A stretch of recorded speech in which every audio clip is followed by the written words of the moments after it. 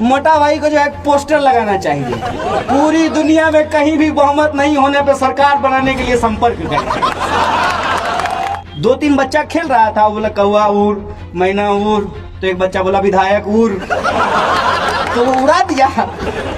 विधायक उड़ता है क्या? बोला उड़ नहीं रहा है, उड़ेगा नहीं तो बताओ होटल में बंद करके क्यों रखा गया है? कार्ड में कई बार नहीं लिखा रहता है, मेरी बुआ की शादी में जुलूल जुलूल आना। टीवी ने हमारे लिए प्रोडक्ट बेचते बेचते प्रधानमंत्री बेचना शुरू कर दिया, हम लोगों को पता ही नहीं चला। मैं छोटा था तो मुझे एक बार कोका कोला पीने का मौका मिला। कोका कोला देखते, बहुत प्रचार देखते थे, मैंने जो अच्छा लगता था वो कहता था कोका कोला पियो। आमिर खान का सिनेमा अच्छा लगता था, वो बोलता था कोका कोला पियो। सचिन की बैटिंग अच्छी लगती थी तो वो कहता था कोका कोला पियो। अफरीदी का बॉलिंग अच्छा लगता था तो वो कहता था कोका कोला पियो। हम बोले जब सब कह रहा है, क्या हिंदुस्तानी क्या पाकिस्तानी, कोका कोला पियो तो पी लेते हैं। पिए जब पहली बार तो पता ही नहीं चला था कि गैस कहां कहां से निकल रहा है। मैं भी कपिल साहब की तरह बोलूं क्या? समस्या उसमें यह होगी कि कैमरे वाले दोस्तों को बहुत मेहनत करनी पड़ेगी। हम मोदी जी हैं नहीं जिधर। चुनाव आयोग के हिसाब से बेगूसराय लोकसभा क्षेत्र के हम इलेक्टेड अपोजिशन हैं। हमने अपनी जमानत नहीं जब्त कराई है, तो फिर परमिशन की परेशानी क्यों है? हमको लगता है कि जब तक विधायक खरीदने का पावर नहीं हो जाएगा ये लोग सीरियसली नहीं लेंगे। थोड़ा सीरियसली लीजिए सर, सीरियसली नहीं लीजिएगा तो जब आपके ऊपर भी डंडा चल रहा था ना, लोग सीरियसली नहीं ले रहा था। देश का अंदाजा आप ऊंची उठी हुई बिल्डिंगों से नहीं लगा सकते हैं, आपको यह देखना पड़ेगा कि फुटपाथ पे चलने की जगह कितनी बची है। देश होने का एहसास अगर कोई हमको देता है तो हमारा संविधान है। और आरफा ने बहुत खूबसूरत से तरीके से यह बात कही कि अगर संविधान की किताब बच जाएगी तो फिर सारे किताब सुरक्षित रहेंगे।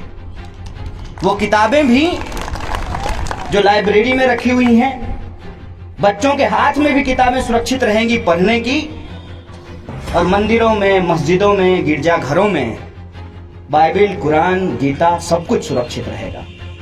मूल प्रश्न ये है कि क्या जमहूरियत को बचाने वाले लोग, क्या संविधान की शपथ खाने वाले लोग सचमुच संविधान के प्रति गंभीर हैं? अगर वो गंभीर नहीं है तो बीजेपी को तो कभी संविधान से प्यार ही नहीं था।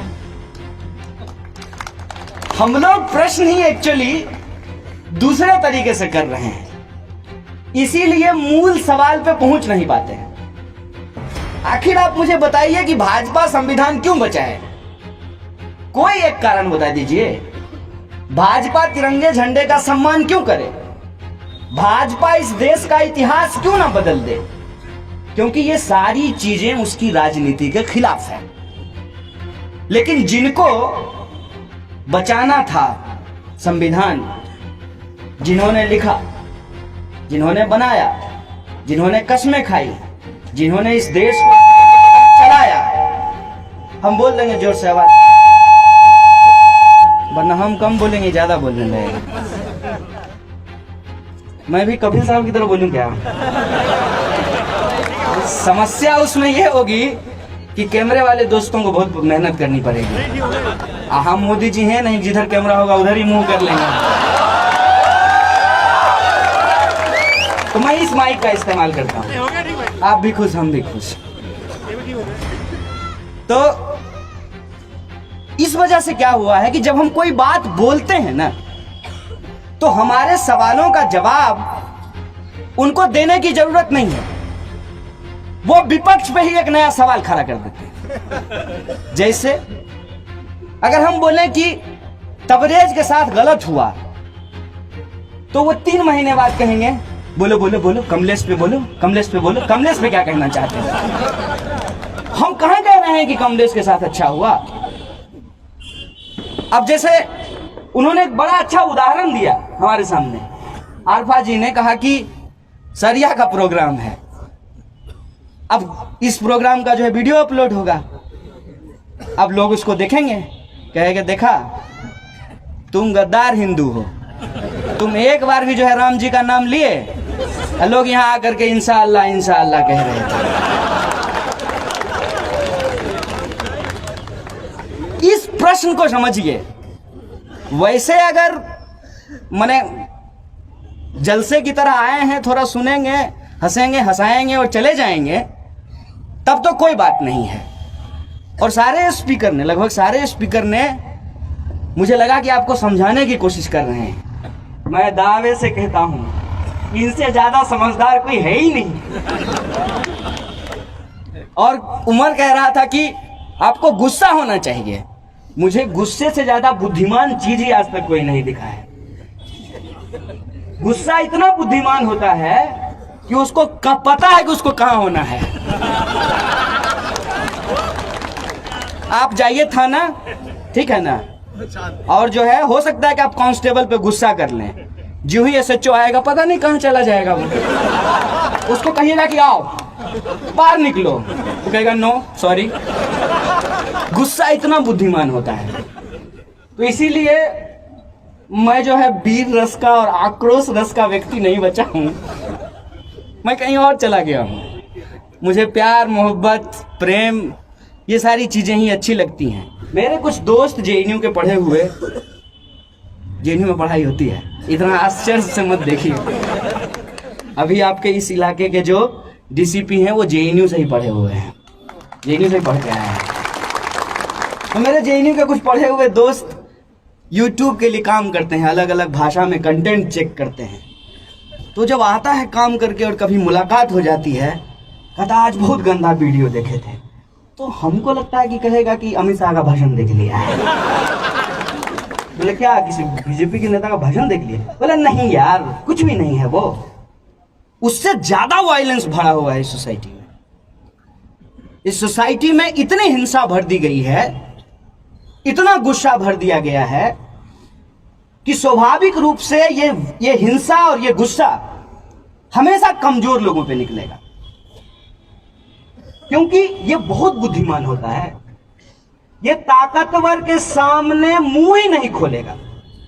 इसको पता है कि इससे हमारा नुकसान हो सकता है, हम इससे कमजोर हैं, ये दोनों चीज उसके सामने में नहीं आएगा। और इस बात को ये सरकार बहुत अच्छे से समझती है।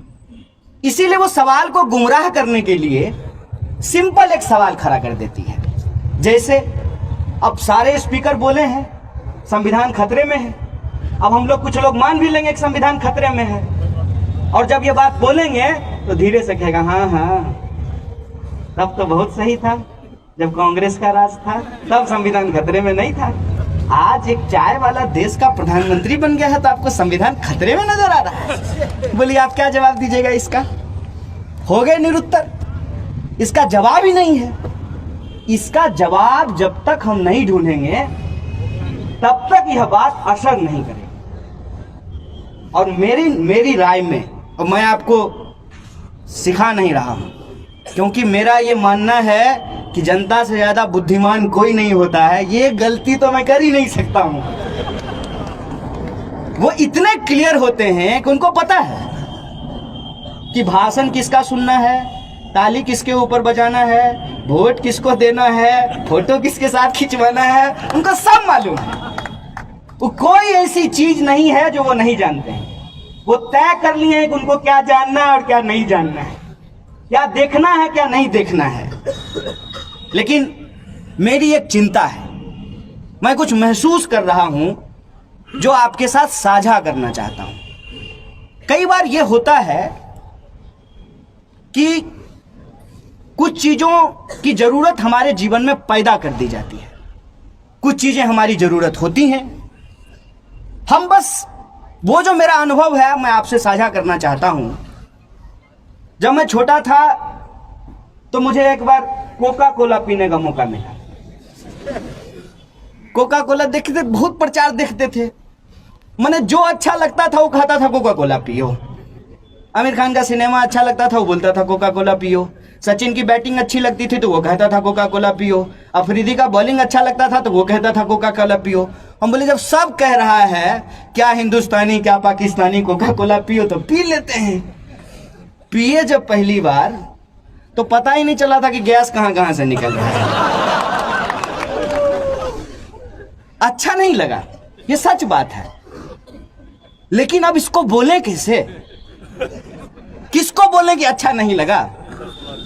क्योंकि कोई ये नहीं बताया, ना सचिन तेंदुलकर बताए ना आमिर खान बताए कि कोका कोला पीने से गैस भी निकलता है।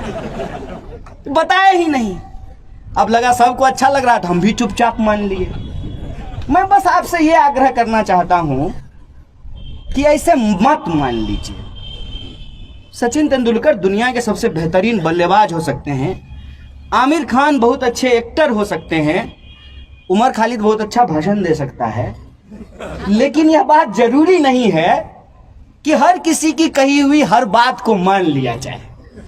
आदाब नाज़रीन, इस वीडियो में मौजूदा हुकूमत किस तरह से चल रही है, किस तरह से पॉलिटिक्स में उतार चढ़ाव आ रहे हैं और किस तरह से एक दूसरे के विधायक को लोग ख़रीद रहे हैं, ये तमाम तर तफसीलात इस वीडियो में बहुत ही बेहतरीन तरीके से बताई गई है। देखिएगा पूरा वीडियो एक बार एंड तक ज़रूर। ये बात अगर हम समझने के लिए तैयार हैं, तब जो सबसे ज़्यादा हमको हमारे दिमाग में चीज़ों को डाल रहा है वो है टीबी। है? नहीं, टीबी मीडिया तो पहले भी था। सुनो सुनो सुनो, वो भी मीडिया ही था, वो अपने दौर का मीडिया था।